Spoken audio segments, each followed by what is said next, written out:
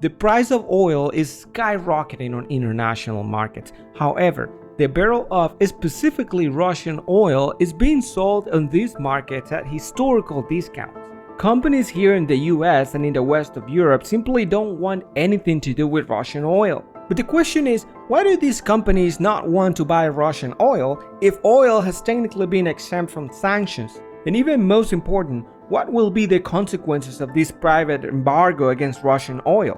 And here's another important question. Are we really choking the Kremlin's finance? Or are we shooting ourselves in the foot economically? Hi there, my name is Hector. If you're new to my channel, here I talk about everything related to personal finance, from the stock market, real estate, cryptocurrencies, NFTs, and at the moment, even geopolitical conflicts like the one in Russia and Ukraine. Because in one way or another, it is affecting our finances. And so if you're into that kind of stuff, would you consider subscribing and also hitting that bell notification so you get notified every time I post a new video? And so without further ado, let's get started. Let's see. So Russia is the second largest oil producer in the world. So oil sales are obviously one of the main sources of revenue for this economy. Russian exports are mainly energy exports, and within that energy, mainly oil. For this very reason is that the US and the rest of the NATO countries are increasingly considering the possibility of also imposing economic sanctions on Russian oil. The thesis here is that if the US and the rest of the Western European countries stop buying Russian oil, then the Kremlin's income will fall significantly. In that way, their economy will lose some of the biggest resources they have, and they won't be able to continue financing this war. So this is the thesis, but we're yet to see if that is how things would actually play out in the case of sanctions being applied to Russian oil. As of today, the sanction package applied to Russia is designed to allow energy payments to continue. However, even before formal sanctions are imposed on Russian oil, there are more and more economic agents in Europe and the US that are stopping voluntarily the purchases of Russian oil. Pay attention to the following graph. The graph here shows the price difference between the barrel of Brent oil and the barrel of Russian oil. Currently, a barrel of Russian oil is selling at a whopping $23 discount below the barrel of Brent oil. And this is something quite uncommon. In fact, this never happened before. Because the quality of these two brands of oil is relatively similar, their prices are generally similar as well. So just for reference, the Brent barrel is a barrel of oil that is produced in the North Sea. And this is normally the main competitor to the oil produced in Russia. As we can see in the chart, the price of both barrels have been relatively similar historically. However, at this point, Russian oil is selling almost 20% below the price of the barrel of Brent oil. The question again though is why? Why is Russian oil selling almost 20% below the average price of oil in the market if Russian oil hasn't technically been sanctioned yet? Well, the technical answer to this is actually demand, because demand for Russian oil right now is kind of low. In fact, it's so bad that it's estimated that 2/3 of the entire Russian oil production has difficulties right now finding a buyer. In this sense, of course, if the supply of Russian oil keeps coming in, but the demand has drastically dropped, then we're gonna see prices plummet as well. And I repeat, 2/3 of the oil supply has difficulty finding a buyer. So same supply, much less demand, equal lower prices. But of course, demand hasn't dropped because people want to consume less oil. In fact, those who have stopped buying Russian oil are still buying other types of oil. So it's not that they don't want or need oil, it's just they don't want Russian. And this is where the situation kind of turns against us. Because all these people that are refusing to buy Russian oil, yet they still need oil, are buying specific brands. For example, Brent oil. And all this extra demand concentrated in a few brands trying to avoid the Russian brand has caused and pushed the prices up to the point that today the barrel of Brent oil ranges somewhere between $110 and $120. Hey guys, Editor Hector here, and I just wanted to interject a little bit because as I was editing this video, I realized that the information that I compiled to make this video has slightly changed, unfortunately for the worse. And what I mean by that is that now as I was editing, I realized the price of the barrel of oil Brent today, as of today, it's $125. So it's even higher than from the moment that I filmed this video. This is kind of like what happens when you film a video and you're not able to edit and post it right away. So things might change, but I just wanted you to know that the concepts, the principles of the video are still highly relevant for what's going on right now. So just wanted to let you know that, guys, and keep on watching. Yet the question remains, why are companies not buying Russian oil if technically the energy sector hasn't been sanctioned yet? Number one is what we call social responsibility. We have seen in the news how there are many companies, European and also American companies, that are leaving Russia right now because they don't want their brands to be associated with a political regime that is invading another country. And for that same reason, there are some companies that don't want anything at all to do with Russia or with any product sold by Russia, including oil.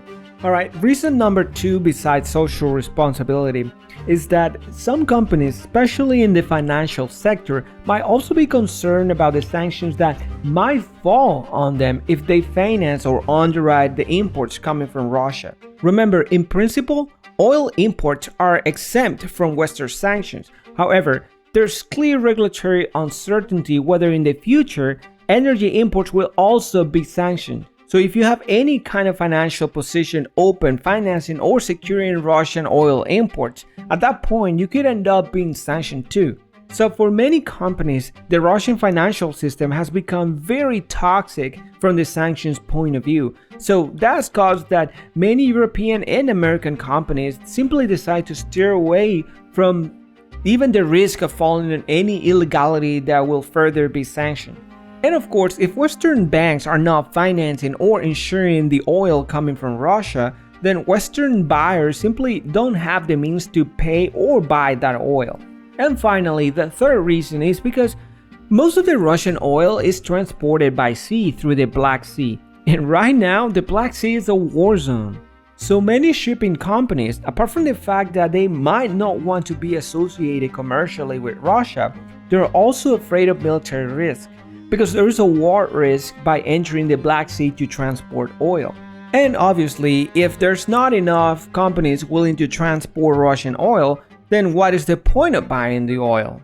So far we have analyzed at least 3 of the reasons that I see why the demand for Russian oil has decreased, causing this 20% discount that we see right now compared to the barrel of Brent oil. And at this point in the video, you're probably thinking, great! Right? Because that's what we want. We want to squeeze the Russian economy so Putin can't afford financing his invasion efforts and the people from Ukraine can be free finally and be done with this stupid war. Unfortunately though, that is not the case. At least in the energy sector, it's not how things are playing out just yet.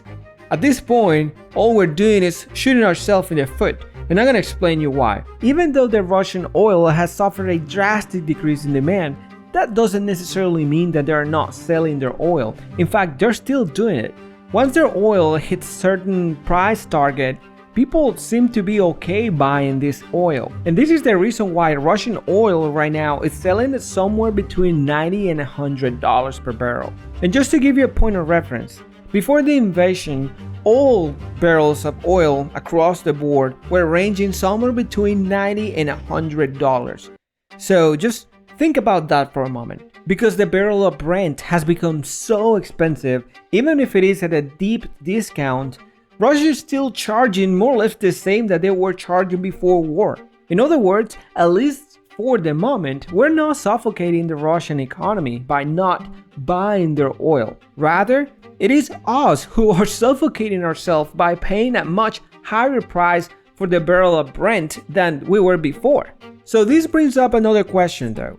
If we're not the ones buying the Russian oil, because obviously we're buying the Brent barrel at a higher price, who is buying the Russian oil? Well, although we don't have the data to back this up, foreseeably we can say that it would be the rest of the non-Western world. And yeah, that would be most likely China.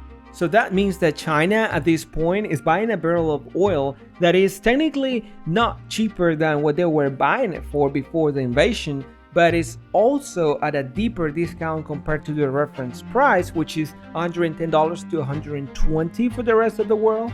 So again, just think about that for a moment. Think of what's going on right now, because we are the ones imposing the sanctions, but I don't think we are the ones benefiting from that, and I don't think Russia is the one being affected by it. In fact, I really think that at least in the energy sector, we're shooting ourselves in the foot.